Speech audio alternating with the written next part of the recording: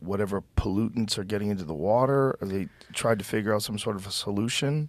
I'm sure. I don't know if it's gained any traction because right now we're having algae blooms as we speak on Lake Okeechobee in different areas, and no, I don't know of any solution to really combat that algae bloom. And especially once they have it, it's the water levels get so high they have to flow it out. Is there a way to do this without flooding Miami? I'm sure there is, but to get it in a way where everyone's happy and on board with it and there's the money to do it is another thing. But so how did Miami get built? Was Miami originally swamp and they just filled it in? Yep. The canal systems were able to redirect the water. And, I'm sure I don't know exactly how Miami was built, but I'm sure, they built up on the limestone on the swamp. It's essentially limestone bottom down there. And then they divert the water with these canal systems. And they're able to, send it in areas that's not Miami or send it through the canals through Miami out into the intercoastal and things along those lines. And they have a series of locks and gates that help control all this. It's very complicated. And, I wish I knew. But more. If the natural flow of water would happen, if they just removed all the levees and just let everything flow all the way down, it would flood Miami. Yeah. It would flood all through it, which, who knows, they've maybe, if you could take away everything they did, all the ground being built up and everything, yes, it would be a swamp. Wow. Yeah. It's kind of crazy when someone sets out to do something to make it habitable for people and doesn't take into consideration that this is just this immense ecosystem. You'll get a kick out of this. So in an effort to dry up the Everglades while they were doing this, they wanted to dry the Everglades up. They actually, from airplane, released Melaleuca seeds over the Everglades because Melaleuca sucks up water. So now they pay contractors to go out and remove the Melaleuca from the Everglades because it's sucking up all the water. Oh, boy. It's crazy. There's so many instances in human history of people putting in a species to try to mitigate another species and having that species run amok. Like the Australia situation with the wild cats. Yeah. It's insane. It is. Well, they have feral cats everywhere in Australia. Oh, yeah. They've decimated ground nesting birds, and they kill everything. Everything. We see it in Florida. We have feral cats like crazy, and they're killing everything.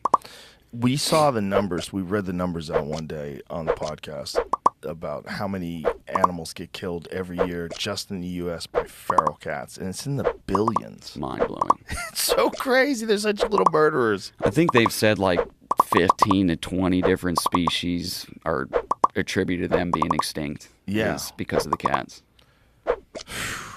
It's crazy. Yeah, it is. So the Florida situation as it stands, what are the official efforts to mitigate the python population?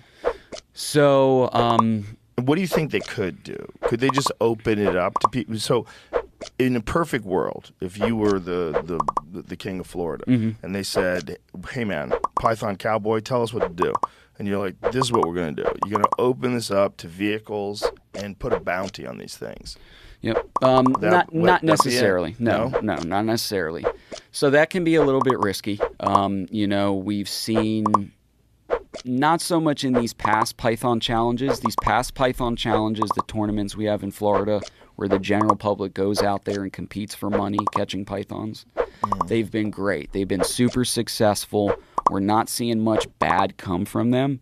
But in maybe, 6 or 7 years ago, maybe 6 years ago, I think it was, when they first came out with these competitions, and there wasn't any education behind it, it was a free-for-all. You had a bunch of rednecks riding around in trucks with shotguns and AR-15s, shooting every snake that moved, leaving trash out there, and it was just a terrible thing. Barely any pythons were caught or removed, and it just was not beneficial.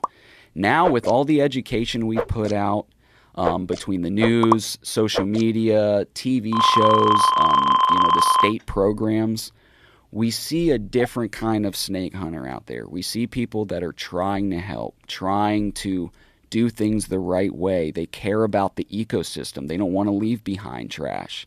And, that is very encouraging for me to say something more like, yeah, let's have a public bounty system where the general public can get out there and do what they need to do. But in order for that to be successful, we do need more access. If they want to protect the national park and all that, that's fine, okay? Let's still allow people to remove invasive species when they come across them, whether they're state contractor or just some average Joe. But we will have penalties in place for anybody harming a native snake in the national park, where then people will be careful not to get in trouble and do something illegal. Outside the national park, which, we have all kind of Francis S. Taylor, Rocky Glades, Frog Pond, all these different areas, Area 3, 2, 1, that have pythons in them, and that we should allow more access, more airboat access, more buggy access year-round, and show people how valuable these snakes are. The skin is extremely valuable. It makes beautiful leather. There's people lining up to buy this leather. I fund my entire python operation off this leather. I've actually quit. I resigned from the state. I hunted. I was one of the first state python hunted for them for maybe about 5 years. This past 2 years, I decided to resign from the state because I'm not allowed to use a dog if I'm hunting for the state, which is, a little funny. That sounds crazy. Yep. So, my thing is showing people that I'm funding my entire operation off these snake skins. You can possibly make a living off these snake skins, definitely make some side money, and you're going to be getting out there helping the Everglades. If they were to add a bounty on top of that, I think in the very beginning you might see a little bit of what we used to see, where you just have people out there for the wrong reasons, trying to just get a picture with a snake or whatever. But I think they're going to quickly see how hard it is. They're not just catching snakes like they thought they were. And all those weekend warriors, all those people, they're going to die off, and you're going to be left with the general public that really does want to help. They're going to be good at it, and that's the only way we're going to get that under control. It's going to have to be a delicate process to get there, I feel like. Maybe everyone has to sign up for a license, and then for that license, they go through some kind of training course like we do already for the Python Challenges. And to me, that is the way to go. We need more than just these state contractors who, to me, they're all hunting the same spots. They all hunt the public highways or these couple of levees that produce pythons, and they're just driving the road all night up and down. And we need to get out in the swamp to get where they're nesting, where they're breeding, and where they're eating our native wildlife. And we're just not doing that like we should be. And that's why I've been putting so much into this python team I've been putting together specifically to use dogs to help us find these snakes. And just this nesting season alone, I've completely proven that's the only way to do it. Yeah. Yep. This season alone, I've found maybe I think 8 nests now, which, to give you an idea, before this python season, there was like a handful of nests ever found in the state. It's a very rare thing. Oh. Very, very rare. Before I used a dog, I found 1 nest. That's it. I don't know of any other person in the state of Florida that has found more than 1 nest. So for this last 2 months alone, I'm finding that many nests. I'm finding underground pythons. We never really understood how much they nest underground that we have this season with my dog finding these snakes actually underground. Oh. And, that's where a lot of them are going to nest. Almost every snake I found in a hole. Finding it underground? Yeah, I took out Seek One Productions. They're like a hunting media company. Oh, this is crazy. You're actually digging into the ground. Shit. My dog Otto alerted me to this hole, and he let me know that there is a python in this hole. And to be sure, I took my little camera, stuck it down in there, and sure enough, I could see a python in the very back of the hole. How do you train your dog to find pythons? There's definitely training that goes into it, but it is natural ability. These dogs are extremely talented. Not every dog will be a snake dog, especially. I have 20 or more hunting dogs right now. I use them all to help me with invasive species and different things like that. Only a few of them will find me a snake. Dogs in their instincts generally don't like snakes. They want to stay away from snakes. A lot of the dogs I found, the snake's like invisible. It'll be stepping on it like it ain't even there. But a few of my dogs, I don't know what it is, they're really, really good at it. Really good at it. And so just completely natural that they gravitate towards snakes. We train all of our dogs, don't get me wrong, but the training was for other stuff ahead of time, and I'm just transferring it over into snakes. Mm-hmm. These dogs, I work with them especially my dog Otto, who's really getting the snakes for me now. This dog's with me every day. Like we are. What kind of dog is Otto? He's a German wire hair pointer. He's adorable. He looks so happy. No, he loves it. He loves it. I always say when I die, I want to come back as Otto because he is the happiest freaking thing in the world. And so Otto's the best one that you've ever had for snakes. He is my best python dog. Yeah. He's got a snake in his mouth. He's my phenomenal python dog, my phenomenal iguana dog, and I mean he'll do everything else as well. There's nothing that dog cannot do. So when you find those eggs, do you destroy them?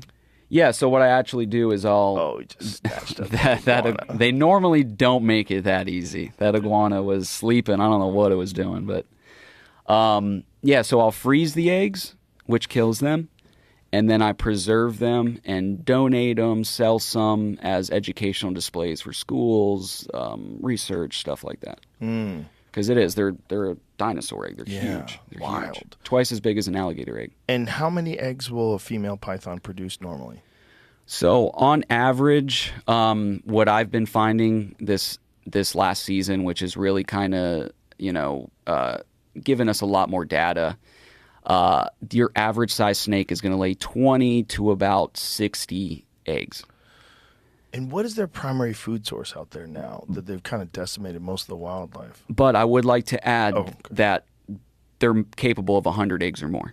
Oh, wow. A really big one? Oh, yeah. A 16-footer, a 17, 18-footer, they get that big. Excuse me. So they can lay large clutch of eggs, I'm sorry. Wow. We just found a nest this season underground as well. It was an underground 16-footer. And she was on a nest of 70 active eggs. And especially on it's crazy. Well, it shows what we're up against too. You know, it's it can get discouraging. It can be. One snake gives birth to 70 snakes. Yeah, but there is a light at the end of the tunnel, and I'll kind of get to that. So, especially an underground nest like that, almost all of those are going to survive. When they're hatched, they're already 2 foot long. Which is about the size of stuff like that. Sometimes alligators a little bit, but pythons are eating alligators more than alligators are eating pythons. This episode is brought to you by Jersey Mike's Subs. You know what would make today better? A Jersey Mike's Sub. They use the highest quality meats and cheeses piled high with fresh produce. And to really make it special, add the juice. A delicious blend of red wine vinegar and olive oil. Just place your order through the app. You can order ahead and pick up, have it delivered, and even earn free subs. Download the app today. Jersey Mike's, a sub above. Tap the banner to download the app and order.